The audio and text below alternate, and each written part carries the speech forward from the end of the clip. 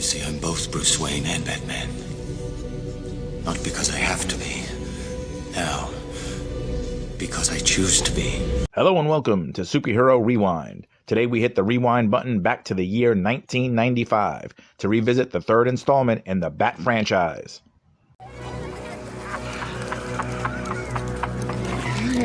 Happy Halloween!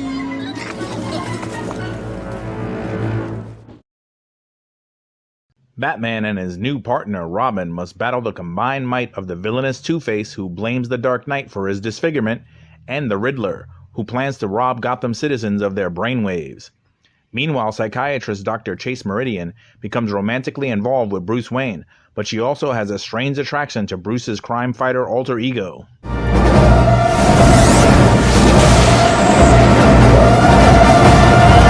Although a financial success, Batman Forever is a film that's critical response unfortunately wasn't as high as its box office take. Underrated and underappreciated aren't words usually used to describe Batman Forever, so it's my pleasure to be one of the few to say Batman Forever is so underrated, and often confused with its follow-up, Batman and Robin, which is often regarded as one of, if not the worst comic book movie ever made. A bat bomb! Batman Forever is a sequel with its own distinct style. The Gotham City streets are now lit by neon, and the Dark Knight cuts a slightly more heroic figure than previously portrayed. The film is tonally more upbeat than the first two installments, attempting to appeal to a broader audience. While lighter in tone than the revered Tim Burton-directed Batman and Batman Returns, Joel Schumacher's Batman Forever still retains a psychological approach akin to its predecessors. Though the previous film shrouded Batman in mystery, Batman Forever at least makes an attempt to explore Bruce Wayne's traumatic past and the inciting incident that led him on his crime-fighting path. Bruce's repressed memories are triggered when he witnesses the murder of Dick Grayson's family. The guilt he feels for failing to prevent the death of Dick's family mirrors the guilt he feels over his own parents' death. An intriguing concept, but one that's not fully explored.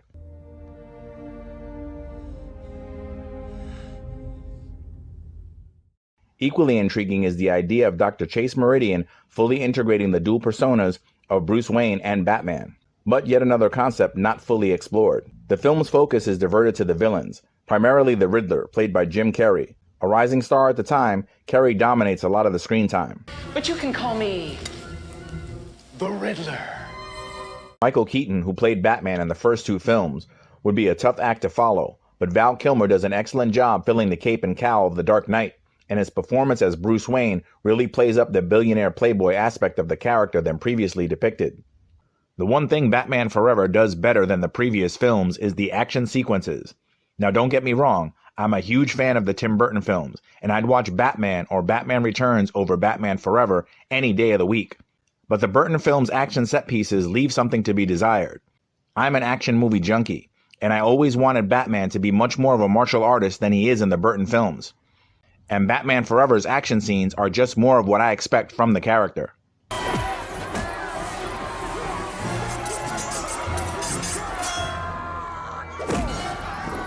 I also like the upgraded Batsuit. It seems a bit more functional than previous suits and is much sleeker looking. I wish I could say the Batmobile was an upgrade in Batman Forever, but it pales in comparison to the original. The '89 Batmobile remains to this day my absolute favorite. Chris O'Donnell's portrayal of Robin is a nice blend of his three comic book counterparts. His family death is based on Dick Grayson Robin. His tough guy attitude is based on the Jason Todd Robin. And his discovery of Bruce's secret identity of Batman is based on the Tim Drake Robin. Though the DC Comics Dick Grayson transitioned into the adult superhero Nightwing and sported some spiffy new threads, Jason Todd Robin got Dick's hand-me-downs. The Teen Wonders costume was long overdue for an update. When Tim Drake took over the Robin mantle, he did so with a spiffy new outfit. The new duds honored the original, but were slightly altered. The slight changes made all the difference. The Tim Drake-inspired costume is more plausible for live action, and it looks great on film. It's a shame O'Donnell is only in the Robin costume for a very short time. Prior to Batman Forever, Batman the Animated Series went the same route, using the updated Tim Drake costume for Dick Grayson's Robin. Instead of Dick being a trained martial artist in addition to a professional acrobat, it would have been much more plausible if Bruce had taken on the role of crime-fighting mentor to him earlier in the film, and spent some time actually training him. Marlon Wayans was originally cast as Robin, but much like Billy D. Williams was originally cast as Harvey Dent, the powers that be decided to recast the respective roles. Though it would have been interesting to see what they would have done respectively in those roles, alas, it wasn't meant to be. The villains are portrayed extremely over the top. I don't think anyone has a kind word to say about Tommy Lee Jones's performance as Two-Face, and I don't plan to be a contrarian.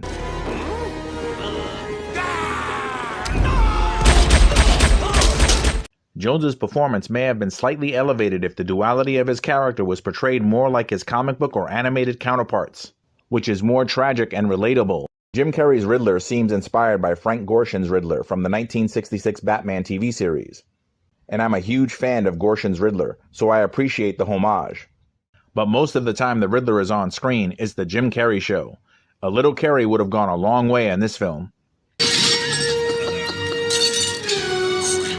Here's a good one. No. There is a good one. Although Chase's attire is way too sexy for a psychiatrist, the lovely Nicole Kidman delivers a believable performance as Dr. Chase Meridian, who's set up to be as capable as she is beautiful, smart and tough, but by the end of the film she unfortunately fills the typical damsel in distress role so common of the era. Nevertheless, Kidman and Kilmer have great chemistry together.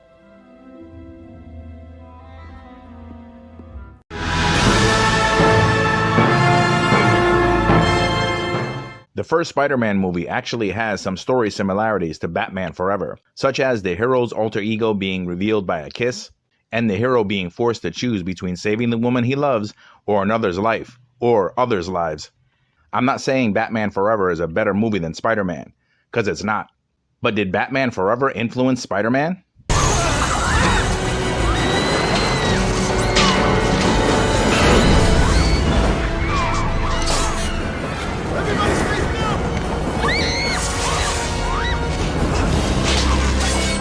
The DVD release of Batman Forever has some great deleted scenes, which feature some interesting psychological themes and imagery that are more integral to the film than some scenes that actually made it into the theatrical cut. The film balances comedy, action, and drama, so it feels a bit uneven at times. The film's more interesting bits involve Bruce's relationship with Chase, both personal and professional, his struggle with duality, and his traumatic past intersecting with his romantic life and his crime-fighting persona. Unfortunately, those scenes are too far and too few between. Despite his flaws, Batman Forever still manages to be very entertaining. And like it or not, the brighter approach succeeded at revitalizing the franchise after some of the backlash from parents groups that deemed Batman Returns too dark and disturbing for kids.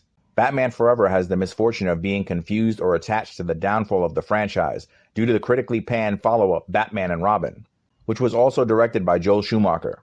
Though a direct sequel to Batman Forever, its successor would take the franchise in an even more kid-friendly direction, akin to the 1960s campy television series starring Adam West as the Caped Crusader, a direction that Tim Burton films worked very hard to break free from.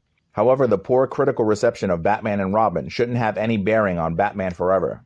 If there's anybody watching this that, let's say, loved Batman Forever and went into Batman and Robin with great anticipation, if I disappointed them in any way, then I really want to apologize, because it wasn't my intention. My intention was just to entertain them. At this point in time, there are plenty of dark, grounded, gritty, hyper-realistic versions of Batman on film. Though I like those versions as well, sometimes I just want Batman to be more lighthearted, and on such an occasion, I revisit Batman Forever. Oh yeah, and I almost forgot. If Batman Returns is a Christmas movie, why isn't Batman Forever considered a Halloween movie? Trick or treat.